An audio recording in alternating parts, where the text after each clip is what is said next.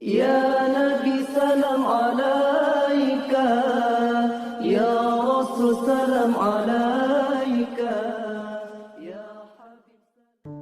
Assalamualaikum warahmatullahi wabarakatuh.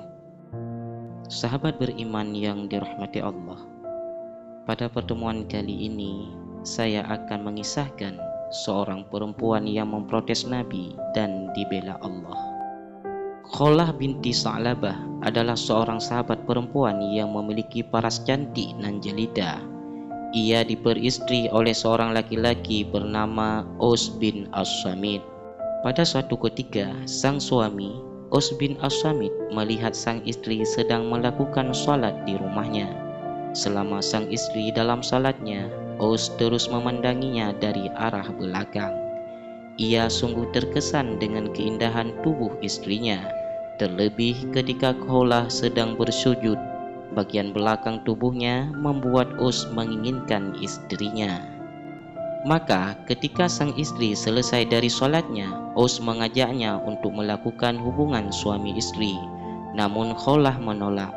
Atas penolakan ini, Aus marah besar hingga akhirnya keluar kalimat yang menjadikan Kholah tertalak. Kepadanya dengan emosi, Aus mengatakan, "Bagiku engkau laksana punggung ibuku." Dalam tradisi masyarakat Arab kala itu, menyamakan istri dengan punggung ibu suami adalah cara suami untuk menceraikan istrinya. Usai mengucapkan kalimat itu, Aus menyesalinya. Ia paham bahwa dengan kalimat seperti itu sama saja ia menceraikan istrinya. Pada saat itu, di masa jahiliyah, belum ada hukum zihar. Kalimat zihar seperti itu masih dianggap dan dihukumi sebagai talak. Adapun Kholah tak terima bila ia dicerai oleh suaminya, maka serta-merta ia mendatangi Rasulullah Sallallahu Alaihi Wasallam. Kepada beliau ia sampaikan, "Aus menikahiku saat aku masih gadis yang disukai banyak lelaki. Kini setelah aku tua dan memiliki banyak anak, ia menyamakanku dengan ibunya. Aku memiliki anak-anak yang masih kecil. Kalau mereka aku serahkan kepada Aus, mereka akan tersia-sia. Tapi kalau mereka aku yang mengurus, mereka akan kelaparan." Dengan aduan itu, Kholah berharap agar Rasulullah Shallallahu Alaihi Wasallam tidak menghukumi talak atas hubungan perkawinannya dengan Aus. Namun Rasulullah Shallallahu Alaihi Wasallam tetap menghukumi talak atas ucapan Aus tersebut. Kholah masih belum mau menerima. Ia bersikeras, "Ya Rasulullah, demi Allah, ia tidak mengatakan kalimat talak. Dia itu bapaknya anak-anakku. Dia itu orang yang paling aku cintai." Namun Rasulullah Shallallahu Alaihi Wasallam tetap bersikeras menghukumi talak atas Kholah dan Aus. "Engkau haram baginya," kata Rasulullah. Tapi Kholah tetap tidak mau terima. Terjadilah perdebatan di antara keduanya. Kholah bersikeras untuk tidak mau dihukumi talak, sementara Rasulullah tetap dengan pendiriannya. Sebagaimana diketahui bahwa setiap kali ada permasalahan yang disampaikan oleh para sahabat kepada Rasulullah Shallallahu Alaihi Wasallam, maka beliau tidak akan menghukumi kecuali setelah adanya wahyu dari Allah. Karena tidak ada wahyu yang turun menyangkut kasus tersebut, maka beliau tetap menghukumi talak dan tidak menerima permintaan Kholah untuk memutuskan hukum yang lain. Melihat kenyataan bahwa keinginannya tak akan dipenuhi oleh Rasulullah Sallallahu Alaihi Wasallam, Kholah tak berputus asa. Kepada Rasul ia katakan, "Baiklah, akan aku adukan masalah ini kepada Allah Ta'ala." Maka kemudian Kholah mengadahkan kepalanya ke arah langit. Dengan suara lantang ia berseru, "Ya Allah, aku mengadu kepadamu. Turunkanlah solusi bagi masalahku ini melalui lisan Nabimu." Ia terus mengadukan masalahnya kepada Allah Ta'ala. Di saat seperti itulah wajah Rasulullah terlihat berubah. Kepada beliau turun ayat yang menghukumi bahwa masalah Kholah dan suaminya itu adalah masalah zihar, bukan talak.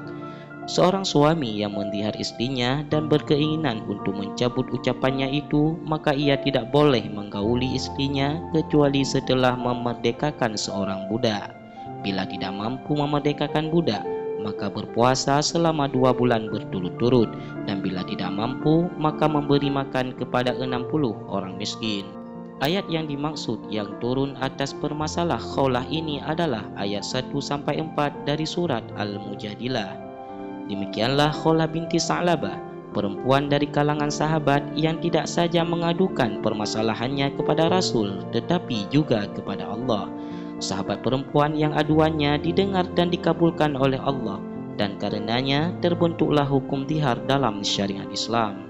Kisah ini banyak ditulis oleh para ulama tafsir dalam berbagai kitab mereka, di antaranya Syekh Nawawi Banten.